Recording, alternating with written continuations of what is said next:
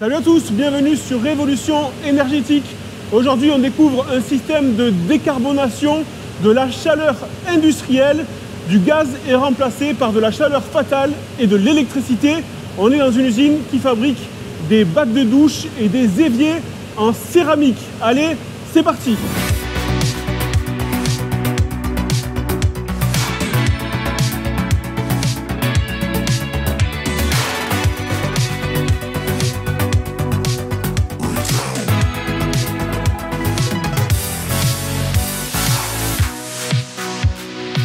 Nous sommes à l'intérieur de l'usine et je suis avec Judith Victor, qui est chef de projet pour Ecotech Céram. Bonjour et merci de nous recevoir ici, Judith. Bonjour. Alors ici, on est devant l'un des deux systèmes qui permet de décarboner la production de cette usine.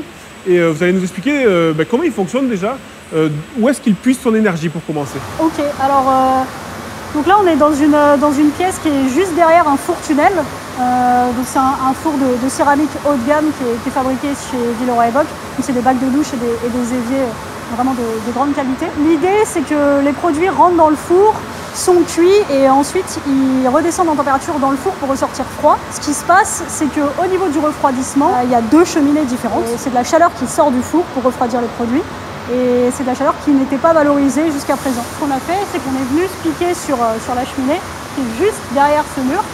Et donc là, on voit la gaine qui sort et qui... Ici, là, c'est ça, d'accord. Voilà.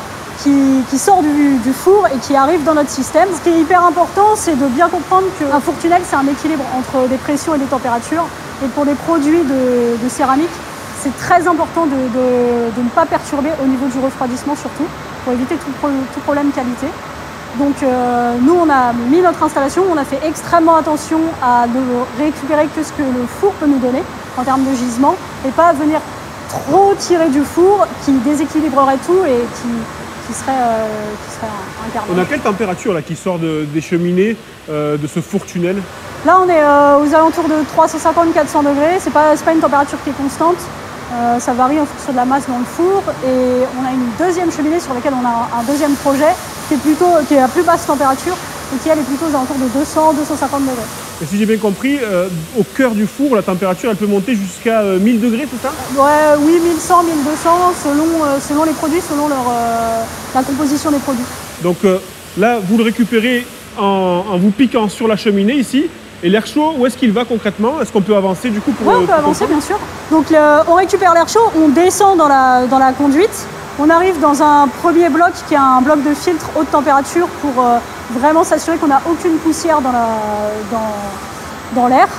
Puisque c'est hyper important, un, pour notre installation, qu'on va voir juste après, et deux, quand on renvoie l'air dans le four, c'est hyper important que ce soit de l'air vraiment propre, puisque chaque petite particule de poussière crée des impacts, enfin des points sur les produits, et donc c'est un rebut immédiat, puisqu'on parle de produits de vraiment très grande qualité. Donc il faut vraiment que le blanc soit très blanc et qu'il n'y ait pas de petites taches noires qui seraient créées par des poussières. Donc ça, c'est vraiment pour garantir d'une part notre installation, mais surtout le process client, pour que vraiment on ne détériore absolument pas la qualité du process. Donc on passe dans ce filtre, ensuite on passe dans des ventilateurs. Ventilateur qui est animé par ce moteur électrique bleu, c'est ça? Exactement, tout à fait. Donc là on a un ventilateur qui est calorifugé, donc on ne voit pas exactement le ventilateur, mais il est derrière. Comme on a de l'air chaud, il est hyper important de tout calorifuger pour, d'une part, des problèmes de sécurité, bien sûr, pas mettre la main alors qu'il fait 400 degrés derrière, et ensuite, pour vraiment ne pas perdre d'énergie, parce que ce serait trop bête de récupérer de l'air chaud du four et de la dissiper par des grandes tôles de ventilateur. Ce serait un énorme radiateur et ce n'aurait pas de sens, quoi. Ce ventilateur-là, il tourne en continu? Oui, là, il tourne. C'est un ventilateur qui est assez silencieux, c'est un moteur qui est silencieux. Okay. Mais oui, il tourne en continu. Ensuite, après le ventilateur, où se dirige la chaleur? Alors après le ventilateur, on a deux choix. Je vais vous expliquer pourquoi on a deux choix. On a un premier passage qui va directement dans le Power to Heat, qui est une machine qui réchauffe l'air par l'électricité, donc de manière décarbonée. On n'utilise pas de brûleur pour réchauffer l'air. Et on peut soit passer par le Power to Heat, soit passer en bypassant le Power to Heat et valoriser la chaleur qu'on récupère directement du four. Pourquoi on peut bypasser le Power to Heat? Ce qui est hyper important, c'est d'utiliser le Power to Heat quand l'énergie électrique est à bas coût. Donc soit avec des panneaux solaires quand il fait jour, soit au niveau des heures creuses selon les contrats d'électricité. Et donc, si on utilise l'énergie électrique quand elle n'est pas chère, il va falloir pouvoir la stocker sous forme de chaleur. Donc, c'est pour ça que juste derrière, on a un stocker. Et qui est juste là. Ça, c'est le fameux système de stockage à base de céramique, c'est ça? Voilà, c'est l'EcoStock. Qu'on avait vu, il me semble, à Memac.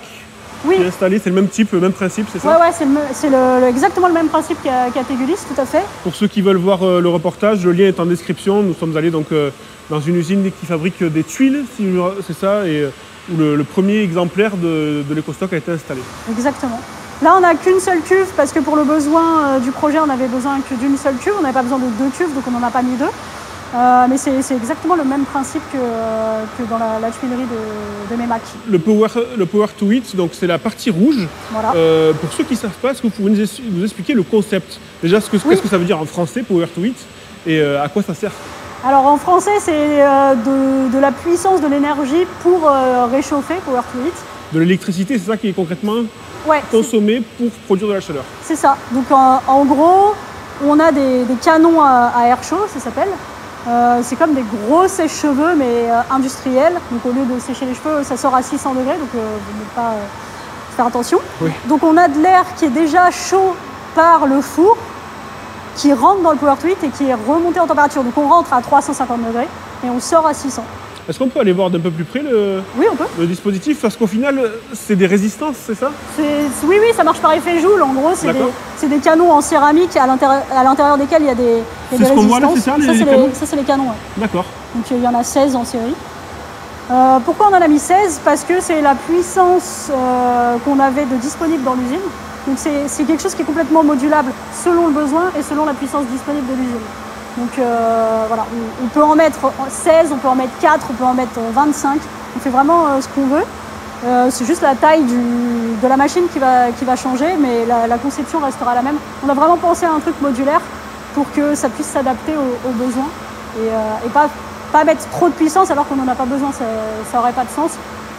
L'objectif, c'est pas de consommer de l'énergie électrique juste pour le plaisir. Ici, il y a quelle puissance électrique qui peut être tirée au maximum? 290 kW. 290 kW, d'accord, c'est pas mal. Oui, c'est pas mal. Et au final, c'est assez compact hein, pour un système qui permet de porter l'air à très haute température. Je suppose que vous le faites plutôt tourner en heure creuse? Complètement, ouais. Là, on est en heure pleine, donc il tourne pas. Ok. Il fait pas trop chaud du coup à côté.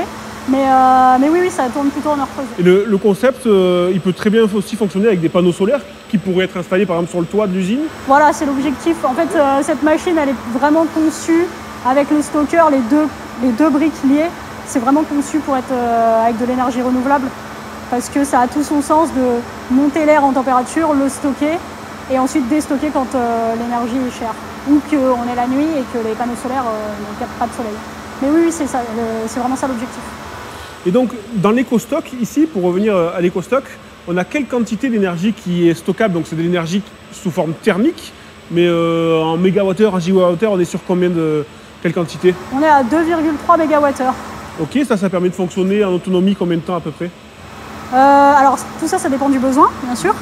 Mais classiquement, une charge-décharge, c'est à peu près 8 heures. À côté de l'EcoStock, on voit une cheminée. Pourquoi elle sert cette cheminée?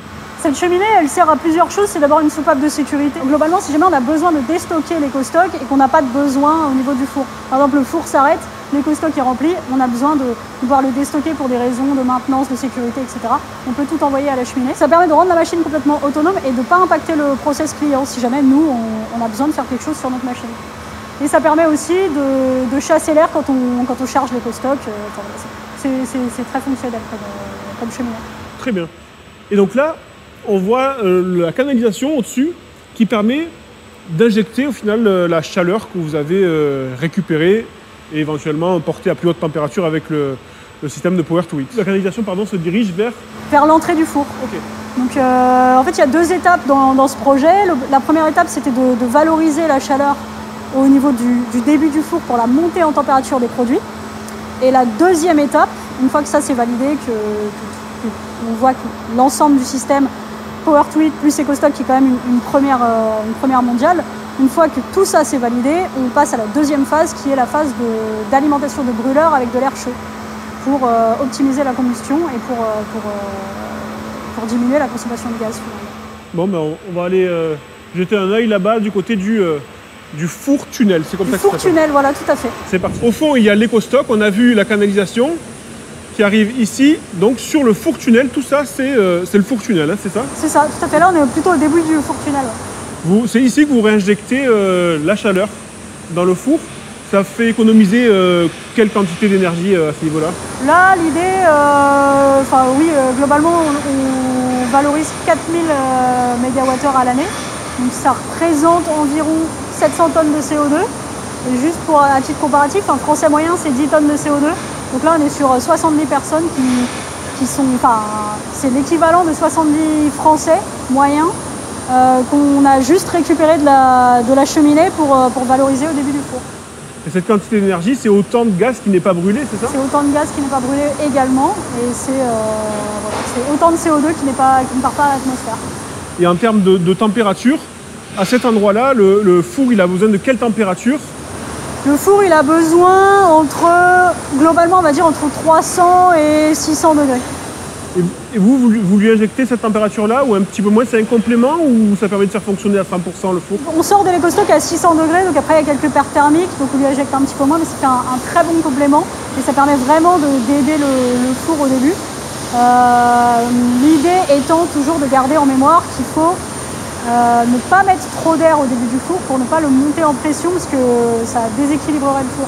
Donc vraiment, on a fait très attention au dimensionnement de nos gaines, au dimensionnement de nos cliquages, au dimensionnement de toute notre installation pour valoriser le maximum de chaleur sans déstabiliser le four et sans créer de problèmes qualité dans l'usine. Juste à côté, il y a un deuxième système, toujours conçu par Ecotech Ceram, et qui permet de décarboner complètement le procédé de séchage des céramiques. Donc vous allez nous l'expliquer en détail. On a donc ici les canalisations qui récupèrent la chaleur toujours du four tunnel, le même four tunnel qu'on a vu tout à l'heure. Et où est-ce que va cette chaleur ensuite? Alors en gros, on ira le voir tout à l'heure, mais on a placé un échangeur au niveau de la deuxième cheminée de récupération de chaleur. Donc on récupère toujours de l'air propre de refroidissement. Et donc c'est un échangeur air-eau qui permet d'avoir un réseau d'eau surchauffée à 140 degrés qui permet d'alimenter les séchoirs qui sont juste derrière. L'eau est donc surchauffée, donc on a un réseau d'eau sous pression et un des points majeurs c'est de maintenir la pression dans ce réseau. Il y a quelle pression à l'intérieur d'ailleurs? On a 4-5 bars. C'est des nouveaux séchoirs qui ont été installés et ils fonctionnent avec des échangeurs eau-air qui permet de sécher les produits avec de l'air chaud, sec, à 120 degrés max. Donc là, ici, ce qu'on voit, c'est qu'on a toute la pomperie du projet qui permet de maintenir la pression dans le réseau. L'objectif, c'est récupérer la chaleur du four avec l'échangeur, avec un certain débit, une certaine température. Donc nous, on a une température de 140 degrés en sortie d'échangeur pour maximiser globalement l'énergie valorisée. Et les séchoirs, eux, ont un besoin de 120 degrés constant avec un débit qui, lui, peut varier. Le débit d'eau peut varier en fonction du nombre de séchoirs qui est utilisé.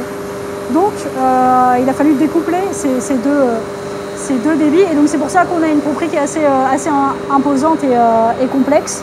Mais voilà. Le découplage a lieu ici, hein, dans cet élément-là. Voilà, dans le pot de découplage qui est au milieu. Et pour mieux comprendre le rôle du séchoir, il intervient à quel moment de la fabrication des pièces? Alors les pièces sont coulées, enfin sont moulées, et une fois cette étape passée, les pièces sont séchées dans les séchoirs. Et ensuite, elles sont cuites. L'objectif, c'est d'abaisser donc le taux d'humidité pour ne pas faire éclater les pièces à très haute température dans le four. Voilà, tout à fait. Il faut que les produits rentrent secs dans le four.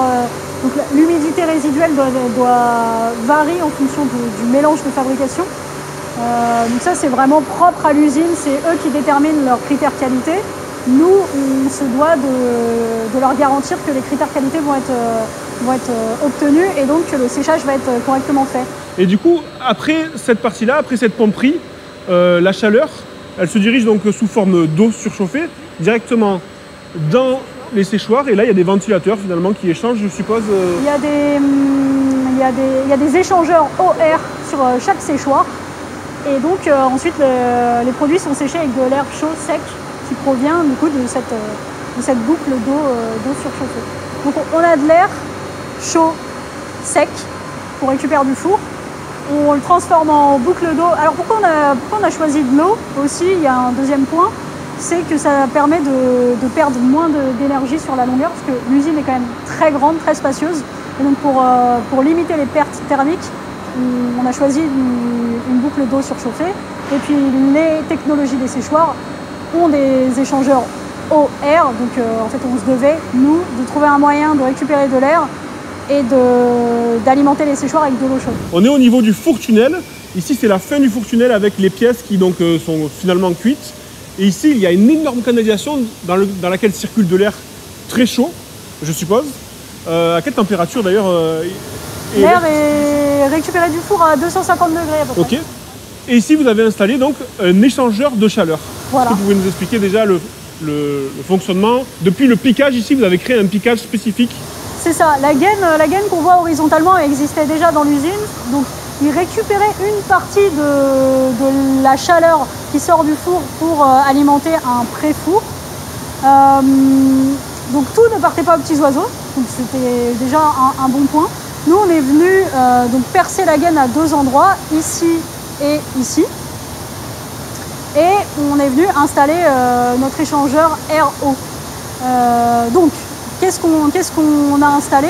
On a installé un premier bloc de filtre haute température pour garantir que... Le filtre est ici, là. Voilà, okay.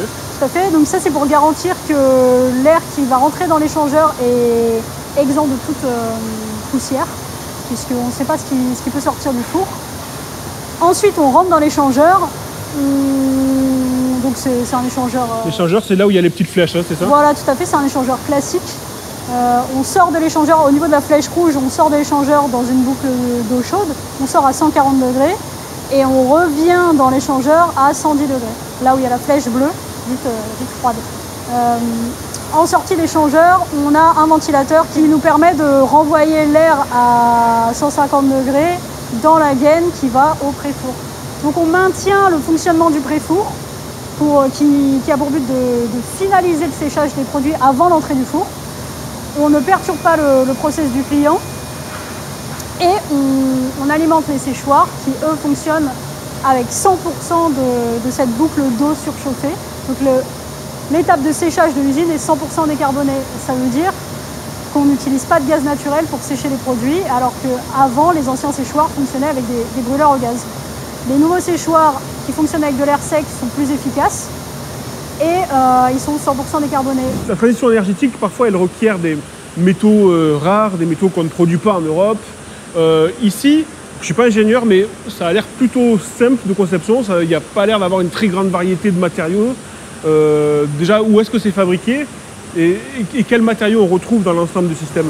Alors, la majorité de nos équipements sont fabriqués en France.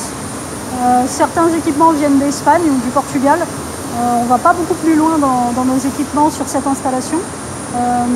Et l'objectif, c'est d'être cohérent dans notre démarche. On décarbone l'industrie, c'est pas pour aller creuser des mines de métaux rares quelque part dans un endroit du monde qui n'a rien demandé. Donc vraiment, on utilise des matériaux, pas de métaux rares.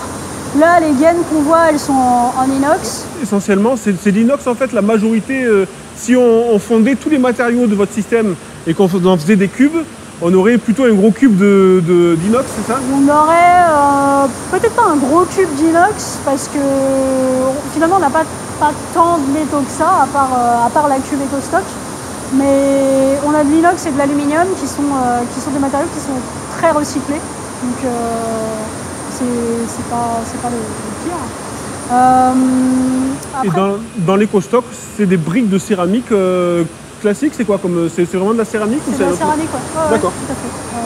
L'objectif étant vraiment on calcule notre empreinte carbone de nos installations, et l'installation en 3-4 mois, elle est effacée. C'est-à-dire que son empreinte carbone qui provient de sa construction, donc la construction de la cuve, des gaines, etc., des isolants, ça en 3-4 mois d'utilisation, c'est complètement effacé, et ensuite c'est virtuellement un puits de carbone. Et est-ce que c'est rapide à installer entre le moment où l'industriel prend la décision de décarboner son usine, ou ne serait-ce qu'une partie de son usine, et le moment où vous mettez en service la solution, combien de temps il s'écoule en général, en moyenne, pour avoir une idée? Parce qu'on sait que des fois, les projets de transition énergétique, ils peuvent mettre parfois une décennie à aboutir. Alors on n'est pas sur une décennie, on est plutôt sur quelques mois. D'accord. Au niveau des approvisionnements, les éléments qui sont les plus longs à approvisionner, alors c'est très fluctuant, ça dépend vraiment, on est sorti des années 2020, Covid, etc., où ça a été très compliqué, ça redevient un peu plus stable, mais globalement c'était les équipements d'automatisme qui étaient les plus longs à approvisionner, et c'était ça qui si on n'anticipe pas, c'est ça qui peut créer des temps longs de projet. Mais là, on est sur quelques mois, puisque en fait ce projet, on l'a commencé, pour vous donner une idée, on l'a commencé on a fait le dimensionnement au mois de juin 2022 et on a commencé à installer la cuve EcoStock en janvier 2023. Au final, c'est efficace parce qu'il y a une part très importante de l'énergie qu'on consomme sur Terre qui est faite sous forme de chaleur. Et vous décarbonez directement la chaleur, vous ne décarbonez pas l'électricité, vous décarbonez directement la chaleur, qui est un besoin industriel très important en France. Voilà, c'est ça. L'objectif, c'est l'usine a besoin de chaleur sous forme globalement soit d'air, soit voilà. Là, c'est de l'air pour le four, mais voilà, l'objectif, c'est effectivement de récupérer ce qu'on a comme chaleur qui part aux oiseaux. Au lieu de la faire partir dans l'atmosphère, tac, on la récupère et on l'injecte au niveau du four là où il y a besoin. Donc là, on est sur des zones de température qui correspondent à la température de l'air qu'on injecte, donc ça a du sens. On va pas mettre par exemple, on va pas mettre ce système sur les zones où on est à plus de 1000 degrés, parce qu'en fait, on viendrait refroidir la zone. Ça n'aurait pas de sens. On va pas la mettre tout au début du four, là où on est plutôt aux alentours de 100-200 degrés, parce qu'il y aura un choc thermique qui serait trop important. Donc on a bien réfléchi quand même à où est-ce qu'on met notre installation pour que ça ait du sens, que ça fonctionne en fait dans le process client. Est-ce qu'il y a beaucoup d'industriels qui sont intéressés par votre solution actuellement? Vous travaillez sur combien de projets de ce style? Tous les industriels devraient être hyper intéressés par ce qu'on fait, globalement, parce que s'ils ne sont pas intéressés, il faut qu'ils soient intéressés par ça, parce que ça n'aurait pas de sens de ne pas être intéressé. On récupère de la chaleur, on ne déséquilibre pas le four, on fait attention au process du client, on fait attention à toutes les contraintes de qualité du client, on s'adapte à chaque usine, chaque contrainte. Donc en fait, il n'y a pas de raison de ne pas être intéressé, ça n'a pas de sens. Le carnet de commande là, il est rempli, vous avez beaucoup de pistes là sur de nouveaux équipements d'usines, de sites industriels? Le carnet de commande, il se remplit, oui, il se remplit. Merci beaucoup de nous avoir fait découvrir ce système qui est passionnant. Donc merci Judith Victor, chef de projet Ecotech Ceram. Merci. Je me trouve désormais avec Laurent Santarelli, qui est le directeur de l'usine Villeroy et Boch de Valence d'Agen. Et on va parler plutôt finance. Vous, d'un point de vue économique, qu'est-ce que ça vous a apporté de faire installer ce système de récupération de chaleur? Cette installation va nous faire économiser à peu près 4 gigawattheures par an de gaz et décarboner complètement notre processus de séchage qui est en amont de cette cuisson. Concrètement, vous, qu'est-ce que ça vous a coûté? Quel est le rapport entre le coût et le gain? Alors concrètement, ça nous a coûté 2 700 000 € pour l'ensemble du projet. Nous avons reçu 815 000 € de subventions de l'ADEME et 400 000 € de la région. On a estimé qu'on aurait un retour sur investissement inférieur à 5 ans. Et nous avons monté un projet de tiers financement avec une société de projet créée par Greenflex pour avoir un flux de trésorerie positif sur ce projet. Donc il y a l'aspect financier, mais l'aspect environnemental au niveau du réchauffement climatique, mais aussi au niveau environnemental global. Est-ce qu'il y a des gains? Quels sont ces gains? Donc les gains sur ce système sont de l'ordre de 10% sur la consommation de l'usine pour les séchoirs. Ça représente 4 gigawattheures. Et sur la partie brûleurs air chaud qui seront alimentés par le système de récupération de chaleur fatale du système EcoStock, avoisinera aussi les 4 gigawattheures. Est-ce qu'il y a un autre projet qui permettrait de réduire encore plus les émissions de CO2 du site, de devenir encore plus vert, entre guillemets? Alors ce projet-là n'est pas le seul initié sur ce site, puisque nous avons commencé par de la sobriété avec l'augmentation de la qualité de production. Nous avons pu rationaliser l'usage de nos fours et nous avons pu fermer un four, ce qui nous a fait déjà gagner 10% de notre consommation de gaz. Ensuite, nous avons travaillé sur l'efficacité du réglage du four. Nous avons pu aussi gagner encore une dizaine de pourcents de cette façon-là. Et la récupération de chaleur fatale est donc le troisième volet de cette démarche. D'autres projets aussi en parallèle avec un minimum d'investissement ont été enclenchés, comme la récupération de chaleur fatale sur le refroidissement des compresseurs. C'est donc une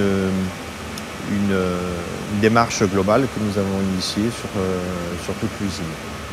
Merci beaucoup Laurent Santarelli de nous avoir accueillis sur cette usine, donc Villeroy-en-Bosch de Valence d'Agen. Si le reportage vous a plu, n'hésitez pas à ajouter un pouce bleu, laisser un commentaire. Bien sûr, abonnez-vous à notre chaîne YouTube et à très bientôt sur Révolution énergétique. Bye bye.